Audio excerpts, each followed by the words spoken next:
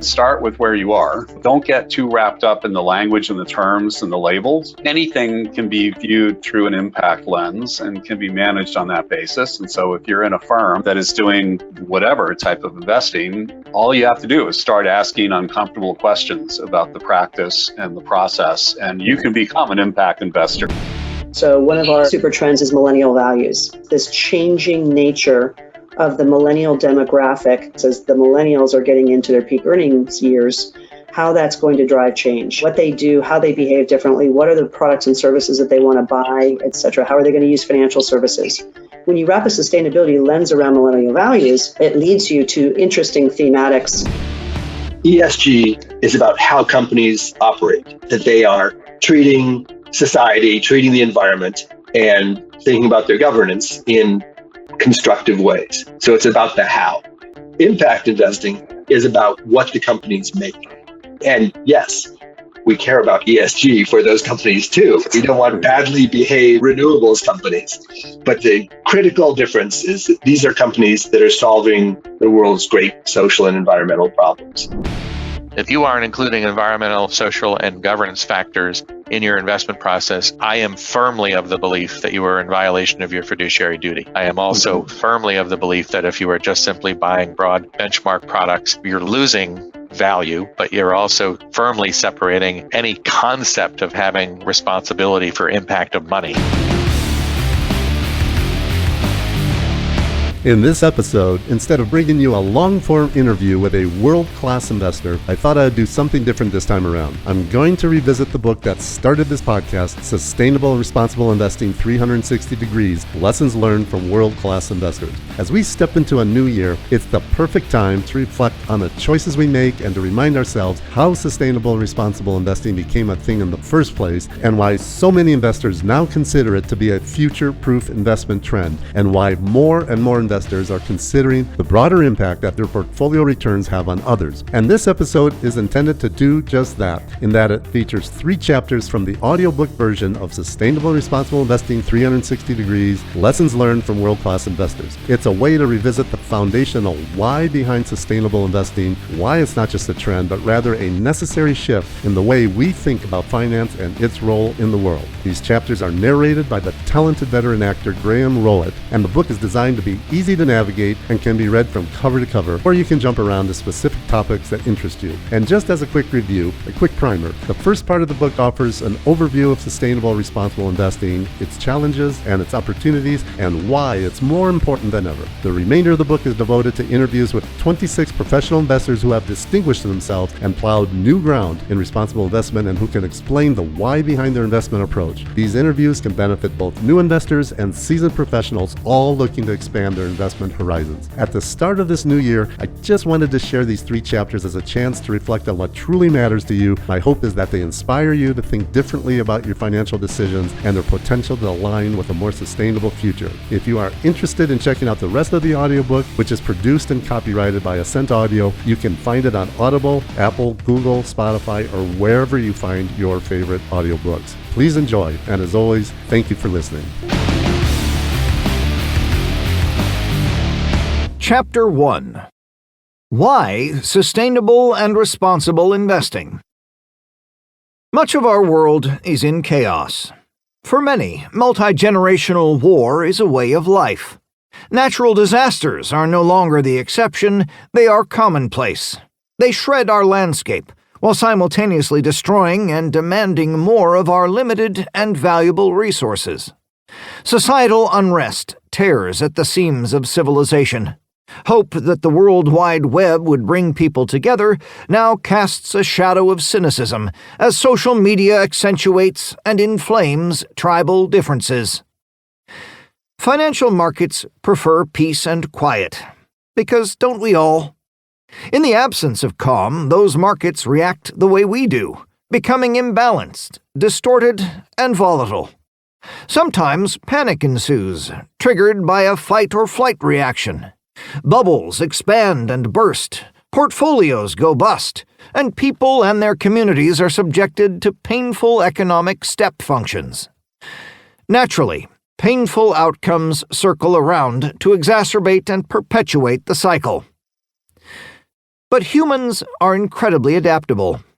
Soon we are no longer shocked or dismayed by screaming headlines and dire news broadcasts. The mind can't abide constant turbulence, so we acclimate with desensitization that moves the dial another degree toward numbness. Click the mouse, change the channel, swipe to the next story, and search for relief, for answers, for a positive reckoning. Otherwise, it's all a bit overwhelming and can send you into a funk. But the world around us reflects our own choices, our own decisions, and ultimately the actions we take day after day. We owe ourselves some thoughtful reflection of our own. I am not a social scientist, nor an economist, just someone who's paid some dues as he dragged his suitcase around the world to make a living in an international business career.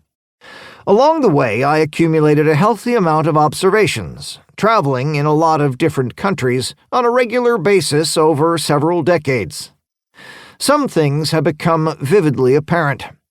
Despite amazing advances in technology, developing markets, increased access to information, and improved productivity, we are witnessing huge, unintended consequences. They are clearly the result of large and complex global interdependencies that were not anticipated, and are still not well understood. I'm no Einstein, but anyone paying attention sees glimpses of what our future may look like should we continue down the same path without any course correction. As the real Einstein observed, we cannot solve our problems with the same thinking we used when we created them. Socially, we are at a crossroads. If you get off track in the woods and go one way, you may be hopelessly lost by nightfall. Head in the right direction and you'll be home in time to tuck your children into bed. I've read that when making your final ascent to the top of Mount Everest, if you don't reach certain mileposts by a certain time of day, you won't make it back down before the temperature plunges and you die of hypothermia.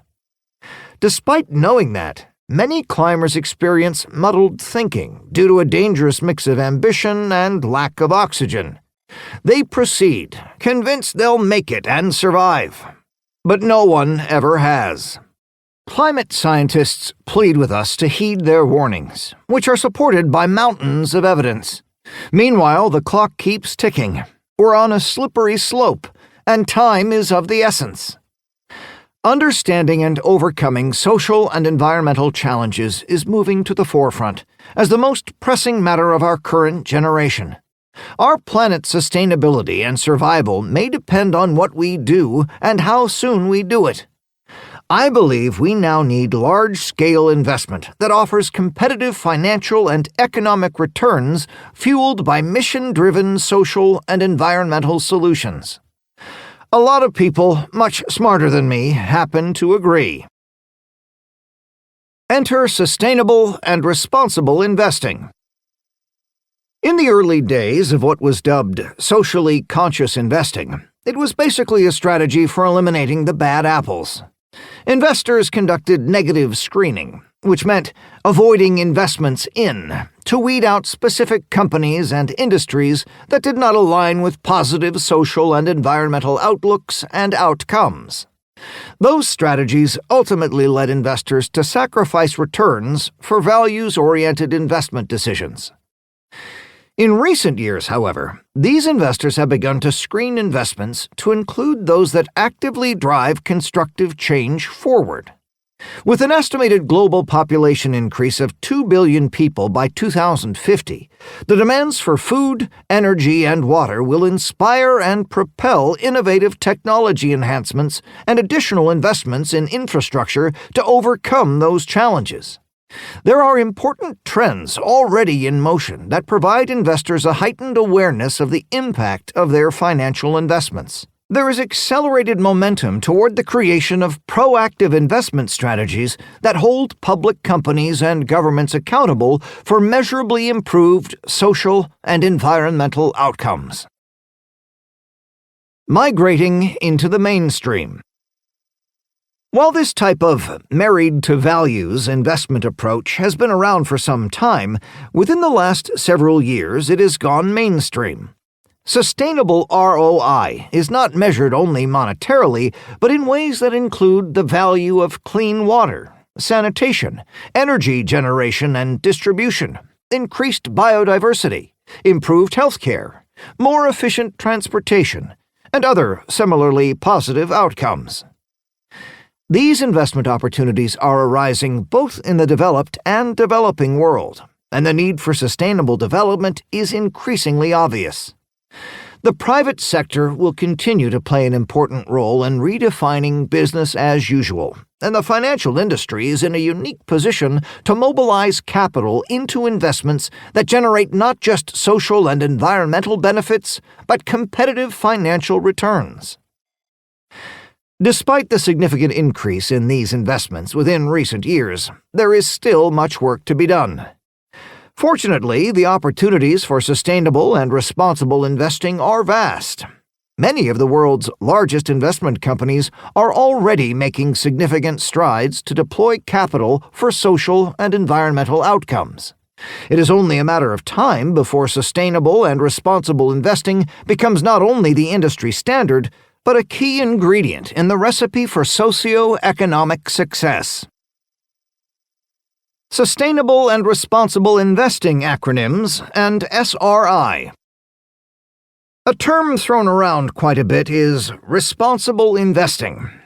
This tends to be used as a broad umbrella term for all strategies that seek to include some dimension of social or environmental impact within the investment analysis and evaluation of investments within a portfolio. Depending on the strategy, the goal may be to better manage risk, but increasingly it is to generate long-term, sustainable returns. Meanwhile, environmental, social, and governance, ESG, investing is a strategy that relies on a set of standards for a company's operations, by which investors can assess their investment adherence to what is, again variably, considered as best practice. Each of the three facets of ESG investing are carefully scrutinized to understand the overall impact of a company's operational footprint. Impact investing, on the other hand, actively seeks to generate positive social and environmental outcomes. Then there is climate and sustainable finance, which generally refers to the subset of investing that specifically looks at mitigation and adaptation to environmental challenges. SRI, sometimes also referred to as ethical investing, includes ethical preferences when it comes to particular investments. For example, SRI may exclude certain industries or particular companies based on investor ethics. For example, those who make and sell arms, tobacco, or fossil fuels. Over the years, I've spoken with hundreds of professional investors on this subject, and there's no clear consensus regarding the terminology we use to talk about a responsible investment approach. There's no shortage of terminologies and acronyms from which to choose, and there are no one-size-fits-all definitions to qualify and quantify a sustainable and responsible investment. There is, however, general consensus among those I've spoken with that I should just keep it simple for the purpose of this book. To that end, I will use SRI to refer to a whole slew of different methods and strategies, all of which consider the social and environmental footprint that investments create and leave in their wake. I understand the potential for confusion, as some professionals will quickly protest and say, "Hey, that only refers to negative screening of public equities." But it doesn't in the specific context of this book. I've decided to appropriate the term SRI because it is widely recognized as one of the oldest and most referenced acronyms in the responsible investment industry by both professional investors and the public at large. So to be clear, when I use the acronym SRI in this book, I'm using it as an abbreviated way to refer to the sustainable and responsible investment category as a whole. I don't have to tell you things are bad. I don't have to tell you things are bad. Everybody knows things are bad. We know the air is unfit to breathe and our food is unfit to eat, and we sit watching our TVs while some local newscaster tells us that today we had 15 homicides and 63 violent crimes, as if that's the way it's supposed to be. That's an excerpt from the on-air rant of fictional, low-ratings national TV news anchor Howard Beale. He's wonderfully portrayed by actor Peter Finch in the 1976 movie Network.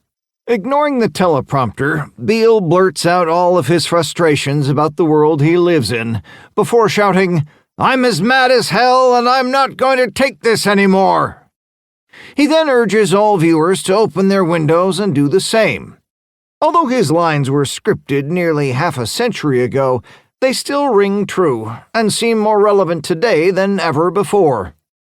Maybe that's because what's now percolating to the surface has been simmering for a long, long time. The challenges we face didn't arrive overnight, but often the problem in mounting meaningful change comes from the lack of shared experience. It is difficult to get people from different backgrounds and circumstances, who come from different cultures and parts of the world, to agree on how to prioritize our problems. Whether the issues are human rights and social justice, or energy generation, climate change, and the environment, people are not all impacted by them in the same way. Many may feel that their daily lives are not at all affected by some of these issues. Then the COVID-19 pandemic came along, dealing a global punch with a universally adverse impact felt around the world in a matter of months. Not everyone's life was impacted by the pandemic in the same way, but everyone has been touched by it in ways that are immediate and personal. There's no single occurrence in recent history more relevant than the COVID-19 pandemic in terms of bringing home the fact that all of us, everywhere, are truly interdependent and interconnected. Regardless of color, creed, or country, nobody on the planet was exempt. COVID-19 made it clear that even seemingly distant problems from geographically faraway parts of the world can have a very real and profound local impact. The arrival of COVID-19 reminded us of serious issues many would rather not have to think about. Who could have imagined something of this magnitude, requiring social distancing, uncomfortable and annoying face masks, constant disinfecting, and a sense that we were confined, against our will, to house arrest? At no other point in history have we been more poignantly reminded of the inequities which still exist between countries, races, and social classes. Many white-collar workers could make a good living while safely at home, in a relatively spacious environment supported by latest communication technologies. In fact, they may have saved significant amounts of money thanks to fewer transportation expenses. They may have had more time to spend with loved ones, like spouses and children, since they no longer had to commute to and from work. In contrast, most blue-collar positions were deemed non-essential, and they were either laid off or their place of business was forced to close, either temporarily or permanently. Those lower-income workers often lived in more congested urban areas, where access to healthy amenities is limited, but the risk of contracting the virus was higher. Those who did remain employed may have been much more likely to catch COVID-19 and even die as a result of increased exposure to others within the workplace. The pandemic also brought into glaring focus the reality that what many people take for granted is unavailable to others. That can include the availability of everything from nearby grocery stores, pharmacies, outdoor spaces, and broadband connectivity. The disparities can be very real obstacles to success that is dependent upon such fundamentals as education, health care, and food security. Once the pandemic becomes a thing of the past, these inequalities can have a negative impact for life, on one's earning power as well as their mental and physical well-being. Race was another trigger topic during the pandemic. A disproportionate number of higher-risk essential worker roles are held by people of color. Communities of color already suffered higher mortality rates due to being under-resourced and subjected to other hardships. Abuse of police authority and excessive force was highlighted by media coverage and public protests. COVID-19 created or amplified adverse economic and public health consequences, as those outcomes were felt throughout the world. Due to the world's interconnectivity, the aggressive virus spread with unfettered ease. That can be attributed to interactions between human populations and interactions of humans with nature, as natural habitats are encroached upon by a growing human population and appetite for natural resources. But there is a delicate balance within the planet's ecosystem. One result is zoonotic diseases emerging and spreading at a rate previously unimaginable. With increasing frequency, deadly viruses cross over from the animal kingdom to humankind. Unless and until we pay proper attention to these situations and take collective steps to stymie these growing threats to public health, we can expect continued widespread socioeconomic impact.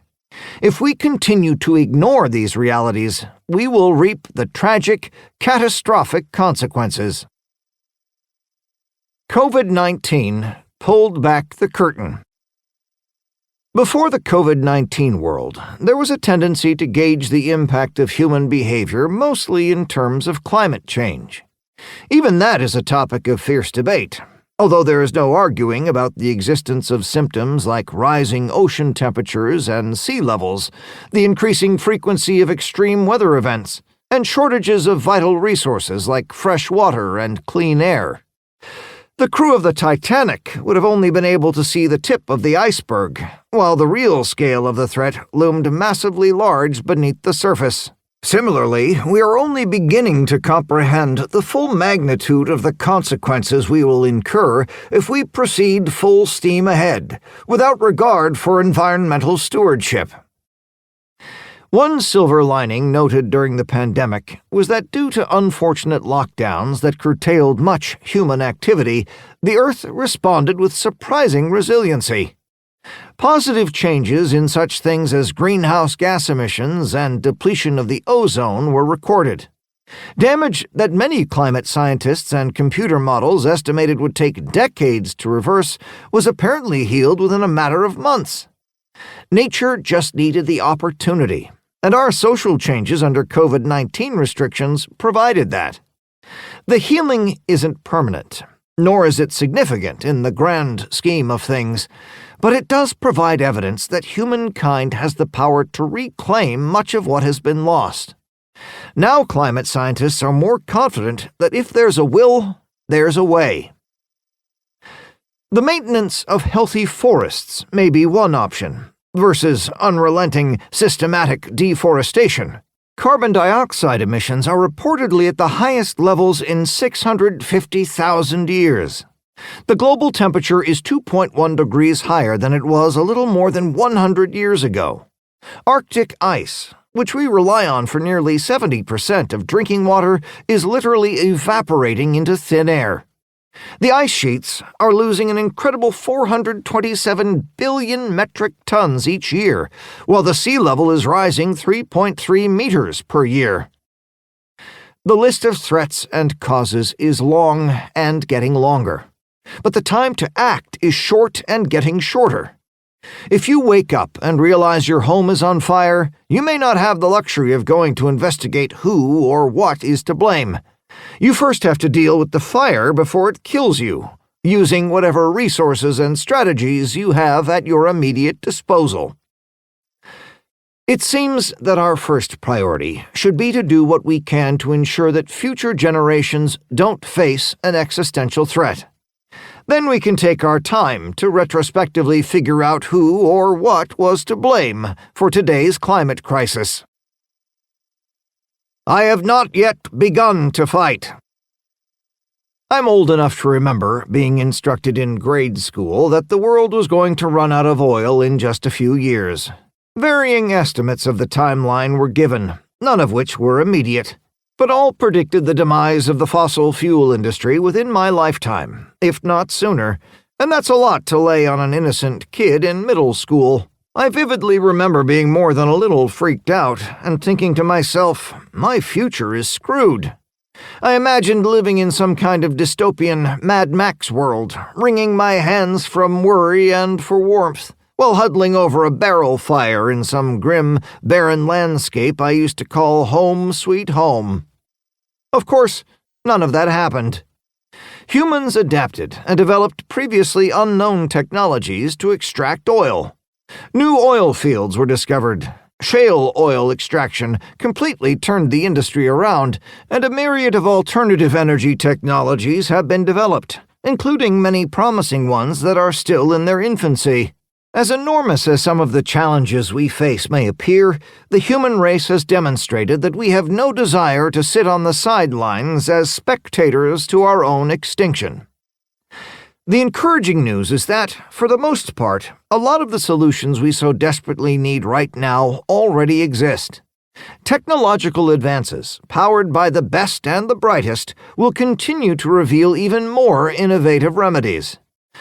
I have observed, however, that even the geniuses among us do tend to be motivated by tangible consumption. Their innovations and inventions can also cost a pretty penny to develop and, perhaps more importantly, deploy. We now have COVID-19 vaccines and therapies, but inevitably there are debates about how much money is being spent to get them into people's arms. When it comes to solving the world's problems, there are countless things I do not know. But one thing I know for sure is that the solutions we want are going to demand a massive investment of capital. On the other hand, just look at how fast several COVID-19 vaccinations were developed and deployed for a previously unknown disease in less than a year. That's a great example of what we are capable of when the world's best minds and significant investment capital are mobilized to remedy a global problem. Been there, done that.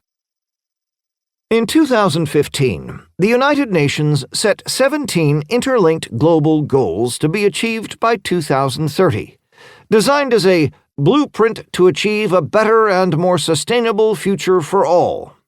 This plan, called Agenda 2030, is estimated to cost $2.5 to $3 trillion per year for developing countries alone.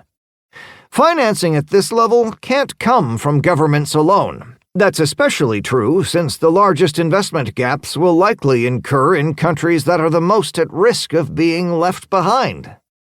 Fortunately, the private markets that have the capacity to fill the funding gaps are showing an increased appetite for SRI.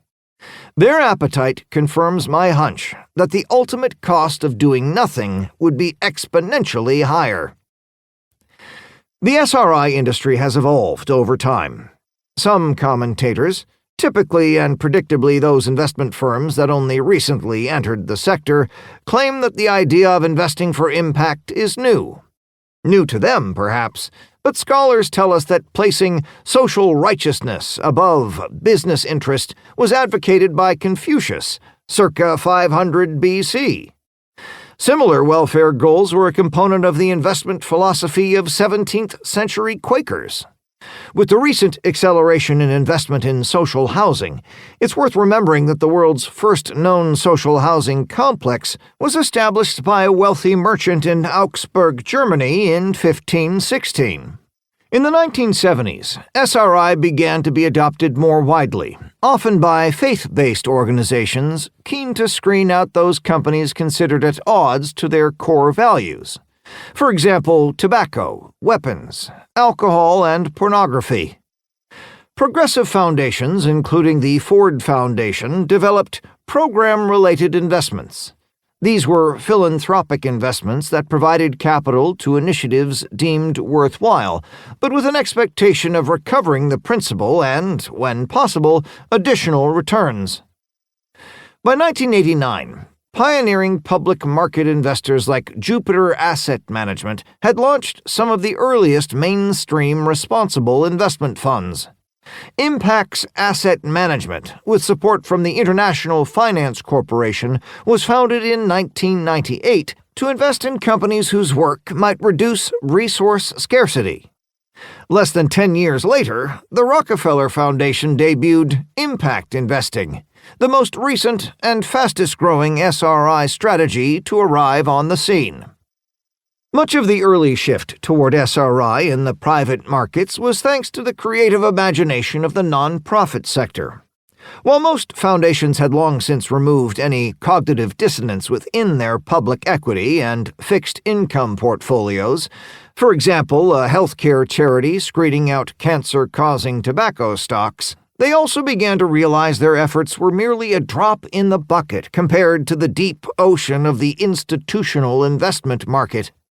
In 2019, for instance, U.S. charitable giving was estimated at $449 billion versus $160 trillion transacted in equity and debt markets. Forward-thinking donors recognized that the scale of challenges required far more capital than they had available. But, they thought, what if solutions to poverty and climate change, like micro-drip irrigation in Africa, low-cost maternal health care in India, and micro-solar grids in Cambodia, could deliver sufficient return for investors to lure institutional investment? In that case, the $11.5 trillion that the United Nations estimates is needed to deliver all 17 of the Sustainable Development Goals suddenly seems perfectly manageable. Despite gloom and doom predictions, solutions are achievable, as long as we have the vision and resolve to invest in them. I'm reminded of the story from the American Revolution about Naval Commander John Paul Jones. When asked by his British counterpart, who had severely damaged Jones's ship, if he was ready to surrender, Jones famously responded, "We have not yet begun to fight." Soon, Jones emerged victorious. There's cause for optimism, even if the odds may not appear to be in our favor. The times, they are a-Changin'. While SRI has been around for a longer time than is often acknowledged, it only became a mainstream phenomenon within the last few years. While many veterans continue to invest as they have done for years, and we profile a number of them in this book, what has been most striking is that major financial services groups, many of which are household names, have recently launched their own SRI impact-oriented offerings. In 2015, Goldman Sachs acquired Imprint Capital. Since 2016, huge private equity firms like TPG, the Rise Fund, Bain, Double Impact, Partners Group, Life, and Blackstone, who we speak with in Chapter 4, have launched investment funds with discrete impact investment strategies. The Rise Fund alone raised $2 billion for its first fund and another $2 billion as of 2020 for its second. In 2019, Schroders, the UK's largest asset manager, acquired the emerging market impact specialist Blue Orchard, who we speak with in Chapter 7. A year later, it listed the Schroder BSC Social Impact Trust, alongside Big Society Capital, specifically targeting homelessness, learning disabilities, and housing for survivors of domestic abuse. According to U.S. SIF Foundation's 2020 report on U.S. sustainable and impact investing trends, responsible and sustainable investing now represents a total of $17.1 trillion assets under management, or 33% of all U.S. assets under management. In the words of Bob Dylan, the times, they are a-Changin'. Taming the 400-pound gorilla in the room. One of the largest catalysts for this change has likely been the entrance of long-dated asset investors, such as insurance companies and pension funds. These investors are capable of taking very long-term perspectives because of the liability-matching nature of their portfolios. For example, pension funds are investing pension contributions now to fund payouts when pensioners retire. But they are also acutely aware that they are ultimately beholden to their beneficiaries, the retirement savers themselves. These beneficiaries have been increasingly activist, demanding say-so regarding where their funds are invested and with whom. This has caused a transformation among pension fund managers who have changed their investment approach from a fanatical adherence to fiduciary duty, a Friedman-like profit maximization philosophy forsaking all else, to a far more holistic stewardship. After all, what is the point of providing for a retirement 50 years from now if there is no livable planet left by then? There is, of course, another hard numbers dimension to their concern. Climate change has impossibly complex negative implications, from rising sea levels and crop failure to mass migration and war. These forecasted calamities represent catastrophically systemic risk to their portfolio's investment returns, and no amount of strategic asset allocation can diversify away from such exposure. Rather than building a portfolio to avoid climate change exposure, these huge institutional investors have recognized that they need to address the potential crisis head-on. As much as possible, they need to preemptively mitigate climate change itself. Having acknowledged the 400-pound gorilla in the room, they want to bring it under control before it wreaks more havoc. Gaining traction and altitude. These recognized risks, of course, do not only potentially impact the future. The present value of any company or asset depends upon its projected future cash flow. Futuristic climate scenarios already affect current valuations and investment returns. For example, by the year 2100, rising sea levels are expected to cause up to $1 trillion in losses in U.S. real estate alone. A report published by First Street Foundation estimated that $16 billion was already lost in just 17 states between 2005 and 2017. Those calculations can fundamentally change an investment thesis in the stock market. The 2011 Carbon Tracker's report on stranded assets in the oil and gas industry pointed out that if temperature rise is limited through a combination of regulation and change in practices, reduced fossil fuel demand will substantially decrease the amount of these reserves that will never be able to be monetized. Previously, major oil companies had been valued, in part, based on the amount of oil reserves they owned but had not yet recovered. While the Carbon Tracker report was ridiculed by oil execs at the time, their core premise has now been validated by massive asset write-downs across the industry. In 2020, BP's new CEO went to great pains to explain that it is no longer an oil company, but rather an energy company with net zero carbon ambitions by 2050. Wide road ahead. While there has been great momentum over the last few years, much work remains. Also, while statistics on SRI can be reassuring, the devil, as they say, is often in the details. For instance, most impact assets under management remain in public equities. They may appear to affect the weighted average cost of capital for listed corporates, making it cheaper for positive companies to raise capital and grow, while making it more difficult and expensive for negative companies to do the same. But it is hard to verify that investors trading shares are driving meaningful outcomes. BP's recent change in strategy, for example, is less likely due to downward pressure on its share price caused by ESG investors divesting oil shares. A more plausible explanation is that this move was the result of BP recognizing that their core business is within a sunset industry, and that to survive, they need to reinvent themselves. On the other hand, the picture is different within the realm of fixed income, with growth of green bond issuance over the last couple of years, especially during the pandemic. When green bonds are issued, new funding is raised with very strict parameters.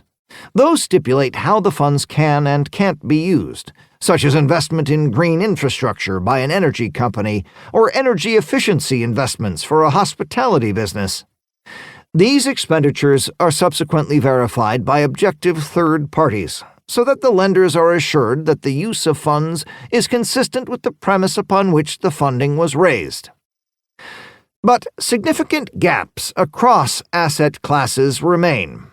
While companies like Morova were an early mover in the space, by acquiring Althelia Ecosphere in 2017, none of the world's largest asset managers follow dedicated investment policies related to biodiversity. That's despite current extinction rates that are estimated to be as much as 1,000 times higher than they should be. Meanwhile, in venture capital, only 2.8% of funding goes to founders who are women. Data will be a key part of the solution. You can't manage what you can't measure, but data is already proving to be no silver bullet. Current frameworks often score companies based on inputs rather than outputs. That skews the results toward disclosure and transparency and disproportionately rewards those large companies that can afford dedicated reporting staff relative to their smaller but possibly more sustainable competitors. Furthermore, investors are already noticing significant discrepancies between ESG ratings of the same company.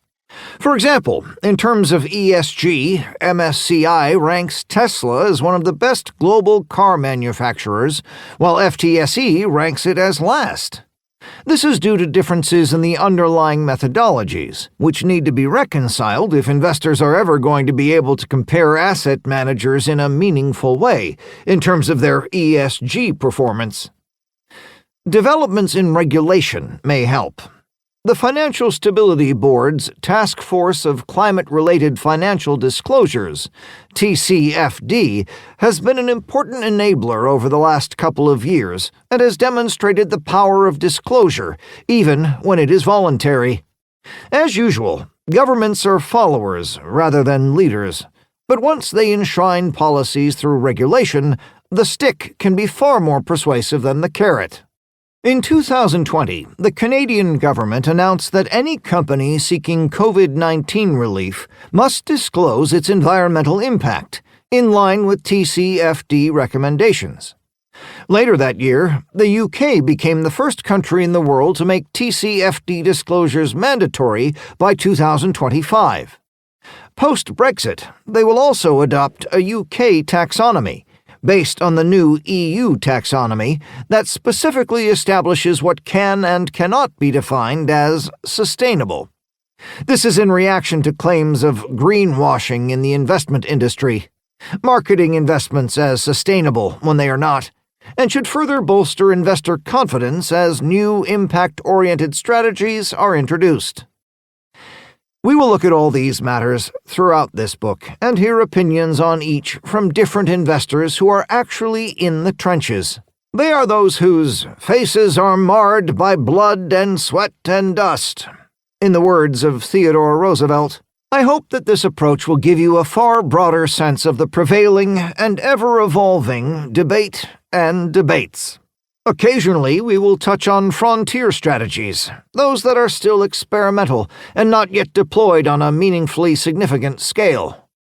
Since green bonds have enjoyed recent success, will we soon see the rise of blue bonds to protect our marine ecosystems?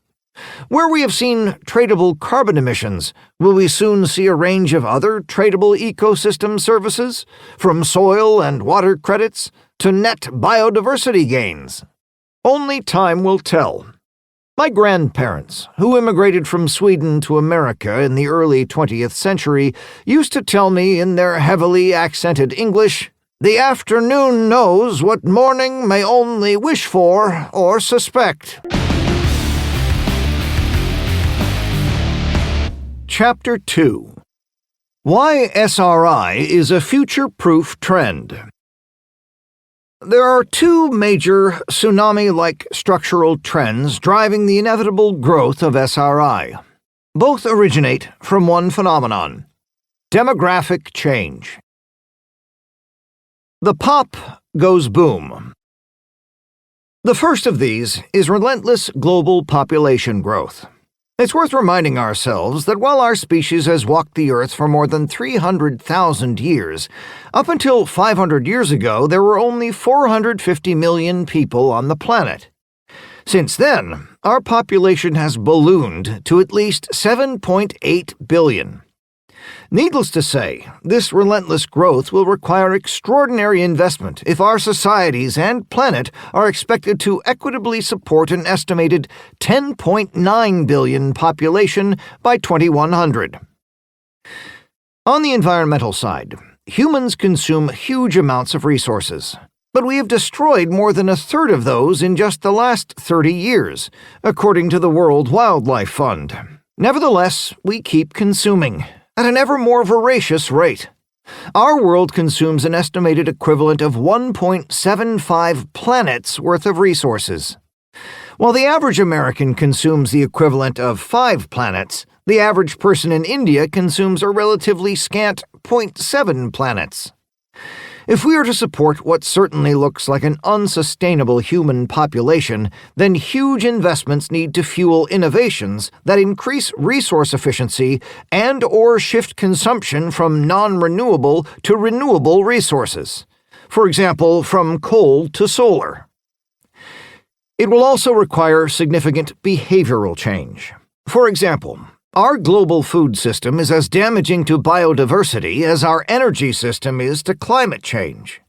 But an Oxford University study found that if everyone eliminated meat and dairy from their diets, it would lead to a 49% reduction in greenhouse gases and a 76% reduction in land used for food production, agriculture being one of the leading causes of deforestation.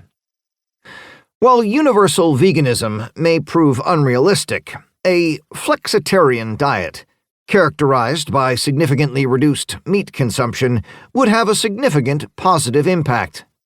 Companies like those developing lab-grown meat or plant-based alternatives are already receiving substantial venture capital and significant private equity.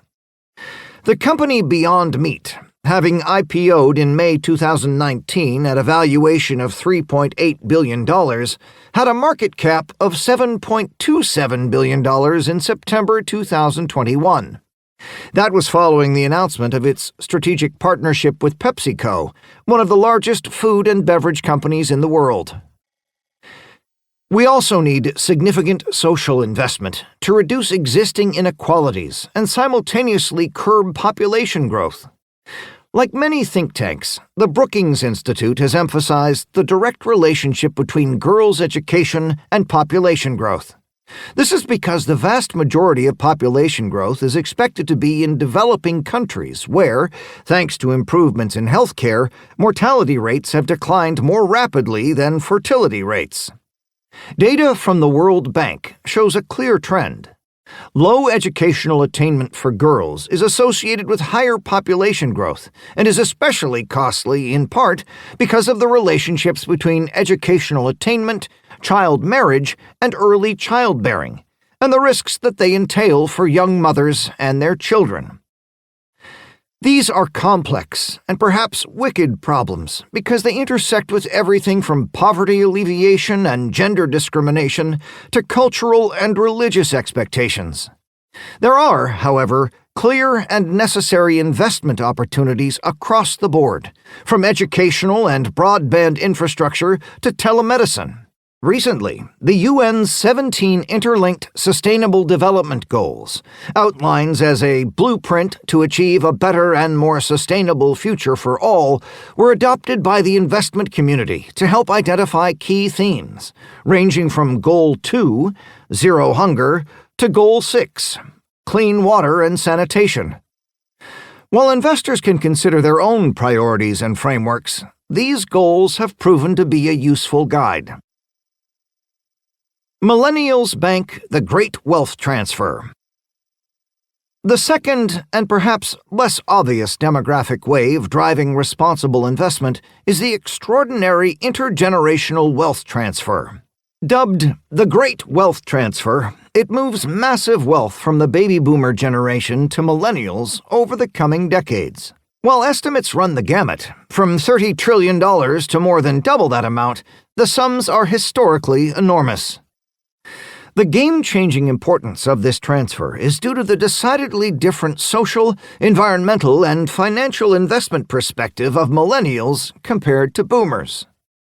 Millennials were born roughly between 1981 and 1996 and entered adulthood during the 2007 to 2008 global financial crisis. That jarring experience significantly undermined their trust in long-standing institutions.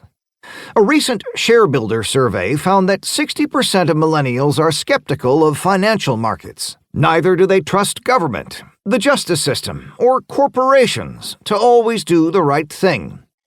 As the first generation to have grown up with digital technology, however, they are keenly aware that a universe of information is at their fingertips.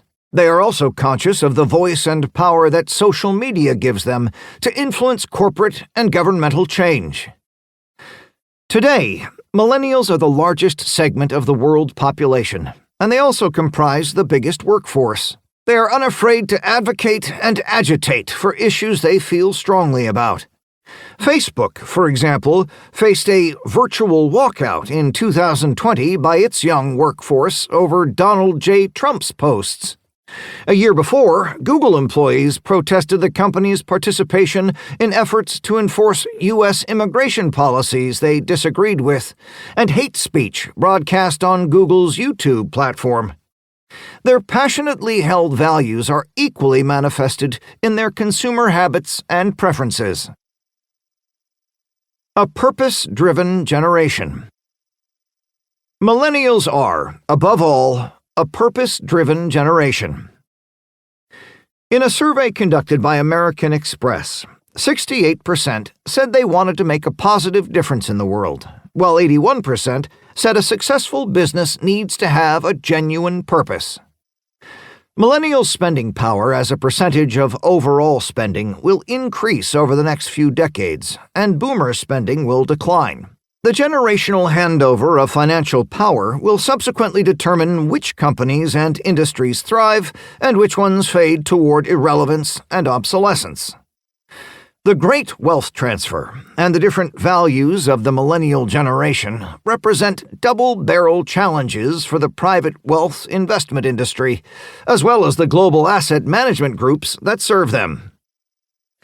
The first challenge is that, according to a Brooks Macdonald report forecast, 53% of millennial inheritors will change or leave their financial advisors upon inheritance. That potential churn represents an existential crisis for the investment industry in terms of assets under management, AUM. The second related issue is that for those asset managers to succeed and nurture strong relationships to retain AUM, they must recalibrate toward the purpose-driven demands of their new clients. They will need to offer investment products and services that attract the interest and align with the values of millennials. For millennials, investment beliefs and personal values are no longer in separate, dichotomous silos. They are not willing to invest in ways that create a personal conflict of values. They won't agree to get rich by investing in big oil in order to engage philanthropically to promote climate change. Their portfolios must be inherently consistent with their values. Otherwise, they'll reject those portfolios as being at cross purposes. Or, to put it bluntly, as younger generations often do, they'll consider them downright hypocritical. The myth that social and environmental outcomes come at the expense of financial returns will have to be dispelled in a demonstrable and easily understood way. Disingenuous practices like greenwashing will have to be exposed, called out, and rejected.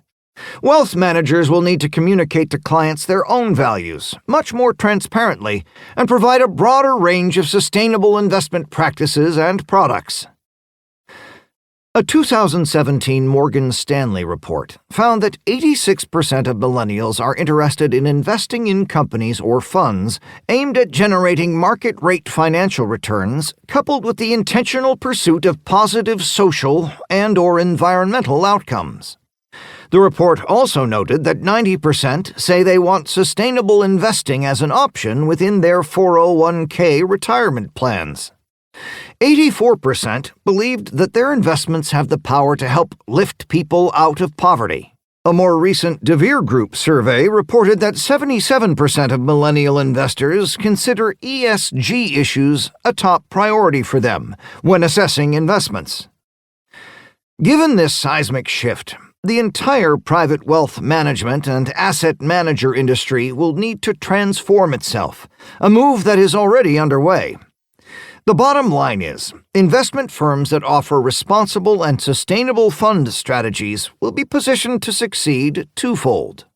Not only will the underlying companies that they invest in be more likely to outperform, but those funds will be best positioned to gather assets and grow AUM.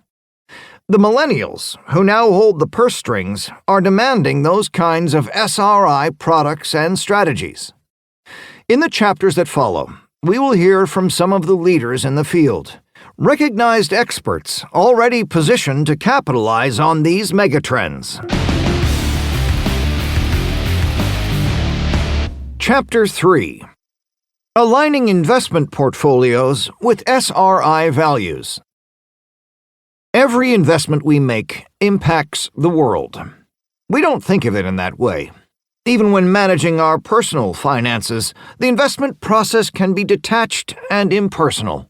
We log in, we transfer, we analyze and allocate, we sell, we buy, we log out. Even in private equity, where the investing process is very hands-on with due diligence, it is easy to lose sight of the correlation between our choices and actions and the greater cause and effect. Nevertheless, every investment we make, no matter what asset class, has some kind of impact in our world and on our quality of life, either positive or negative. Every euro invested is another proverbial chaos theory butterfly wing fluttering with potential somewhere on the planet. Every investment makes some contribution to the multiplier effect and our shared collective outcome. That's as true for investments that expressly target the achievement of worthy environmental, social, or governance goals as it is for those that are completely indifferent to any implications or results beyond increased wealth. The truth is, whenever we make an investment, we are allocating capital to make specific activities become a reality in our world. Like it or not, ours is a shared reality and planet. And after we invest, the world, in some way or another, becomes a different place than it was before we acted. The genesis of this book was to stimulate conversations that would inspire more investors to weigh the broader impact that their portfolio returns have on others, including future generations. Portfolios yield financial returns that investors ponder and scrutinize with intentional deliberation. But restricting that consideration to issues that are solely financial grossly underestimates the power of our investments. After all, they also offer profound opportunities to generate environmental or social value based on our particular interests and concerns. To leave those out of the equation is to leave sustainable, scalable, quantifiable value on the table. Until now, when investors tried to incorporate impact criteria into their portfolios, they often felt that they were limited to only one or a handful of investment strategies. Their only options seemed to be within a single or just a select few asset classes capable of achieving their SRI objectives. For instance, they may have implemented negative screening only within their public equity portfolio. Or maybe they included a number of clean tech investments in their venture capital allocation. At the same time, they often still held traditional investments that either had negligible impact or, in some cases, were actually completely at odds with their personal or institutional values. Needless to say, from a total allocation perspective, this also meant that they were only applying SRI principles to a rather insignificant percentage of their entire investment portfolio. Likewise, at a macro level, it meant that only a very small fraction of the world's capital was being channeled toward financing a better future for us all. Over time, institutional investors became interested in applying a more holistic approach and began looking for opportunities to apply SRI principles across more asset classes. Most SRI attention recently has been focused on private equity, but in terms of scale and total impact, the largest opportunity has always been with public equities. They typically have a larger allocation within traditional investment portfolios, specifically institutional portfolios, and also within personally managed retirement portfolios. Aligning your portfolio with your mission. Most people working in the professional world are familiar with mission statements. If you're old enough to have lived through the 1990s, you may remember Dilbert's mission statement generator created by Scott Adams, the author of the American comic strip Dilbert, known for its satirical office humor about white-collar, micromanaged office life. The mission statement generator was an online web page where you selected your nouns, verbs, adjectives, and adverbs, and then clicked a button. The website would generate a customized mission statement that would read something similar to this. Our challenge is to enthusiastically administrate world-class deliverables so that we may endeavor to assertively fashion mission-critical methods of empowerment. The humor was derived from the all-too-painful truth that oftentimes corporate mission statements were either meaningless or obliviously disconnected from observable day-to-day corporate culture. Mission statements are often joked about because many times they're in conflict with the more nuanced and complex reality of daily life experiences.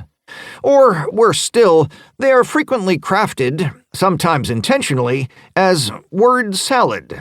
A verbose jumble of business speak that uses lots and lots of words and, in the end, basically says nothing at all, or at least nothing that can be measured.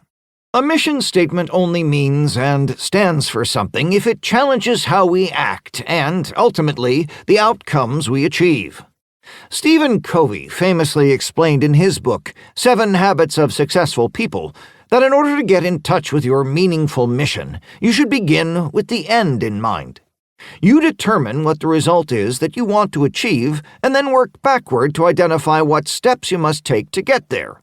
In my introductory comments to this book, I described how I wanted to get from Hong Kong to Geneva by a certain time, not to Mumbai.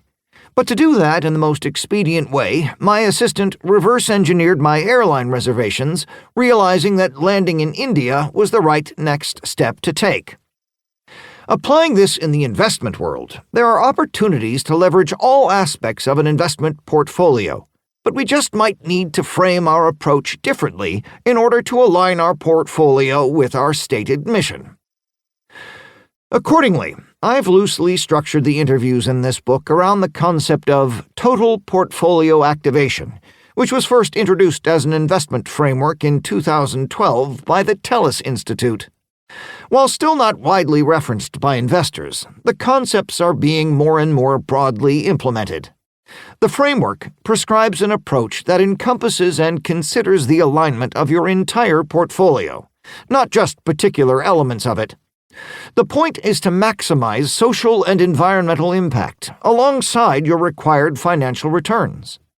This concept proposes a 10-step process that any investor can deploy to identify a portfolio's impact opportunity potential and then reallocate assets across the entire portfolio as needed.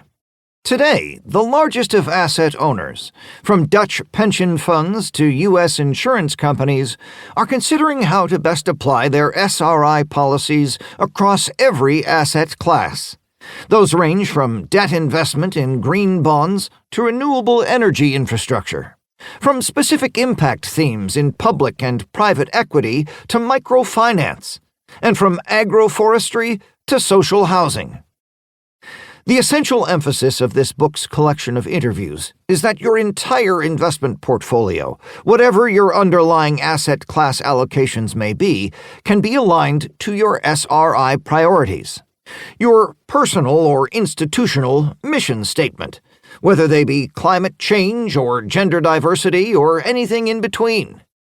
We each have the power of personal agency that we can and rightfully should exercise when making investments. Once we frame things this way at an individual level, the financial markets will follow our lead. Asset classes. Asset classes are different categories of investments, grouped according to similar characteristics. Instruments within the same asset class often behave similarly to each other, but differently from others, exhibiting low correlations and, in some instances, negative correlations in terms of performance. Multiple asset classes are therefore often used by investors to diversify away risk and will frequently appear together in a balanced portfolio.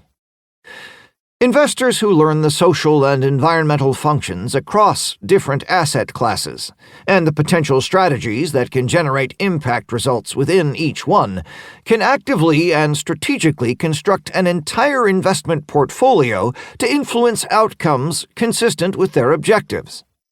Obviously, certain asset classes by their nature lend themselves to generating certain types of impact. That's why investors with specific areas of concern will need to increase allocations to the activities and investments that target them.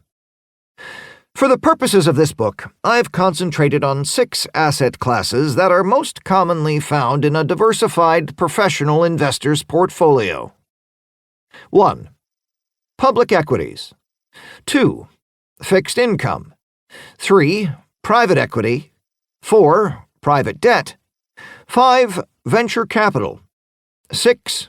Real assets. I've also chosen to organize the interviews in this book by these same asset classes, rather than alphabetically or by underlying impact theme. I did that for 3 key reasons, with the concept of a values-aligned portfolio in mind. First, I want to help investors, whether individual or institutional, understand the opportunities for SRI across all asset classes, and to specifically highlight examples in asset classes that they may not have previously considered. For example, some investors who are highly skilled in certain asset classes may be unaware of the opportunities available in others. By organizing them this way, these interviews may motivate listeners to expand their thinking into other asset classes, with a view toward a more holistic portfolio approach. Secondly, I hope to emphasize the variety of investment strategies and themes that coexist within each asset class. The industry has evolved far beyond the point where it was a stark and binary choice between either ESG screening your public equity portfolio or not. We are all unique, and today portfolios can reflect our individual values, personal priorities, and primary concerns. Within your public equity portfolio alone, for instance, you might choose to champion female representation within corporate leadership teams. Or you may want to invest in only those companies aligned with a circular bioeconomy, for example, by investing in Lombard Odier's LO Funds Natural Capital, who we speak with in the next chapter. Maybe you'd prefer to finance impact outcomes, for example, by buying shares in BlackRock's Global Impact Fund, also in the following chapter. There is no one size that is presumed to fit all values. SRI investors must seek out and invest in those strategies which resonate the most with their own values and financial objectives. Last but not least, my goal was to make this book as useful as possible for each listener, according to their interests. If you know you're mainly open to venture capital opportunities, skip straight to that chapter. Perhaps you later become curious to learn what fixed income funds you could own in your pension pot. Dip back into Chapter 5 to learn more about potential options and the differences between green bonds, transition bonds, and social bond strategies. For those of you who already know what impact theme you're most passionate about, skip to that section. There I'll show you exactly which interviews discuss your topic of interest. Although I've only been able to include a select number of practitioner interviews in this book, I've attempted to curate something for everyone. You've been listening to SRI360. If you enjoyed it, please hit the like button and subscribe to get future episodes. You can find an archive of all previous podcast interviews and more articles and information on SRI, ESG, impact investing, sustainable investing, and socially responsible investing at our website, SRI360.com. If you'd like to read more lessons learned from world-class SRI investors, get a copy of Scott Arnell's book, Sustainable and Responsible Investing 360. It's a must-read for anyone wanting to know more about investing for positive social, environmental, and ethical impact, all with market financial returns. These are the stories and tactics of those leading the way as sustainable and responsible investing goes mainstream. Sustainable and Responsible Investing 360 is now available in hardcover, ebook, and audiobook format wherever books are sold.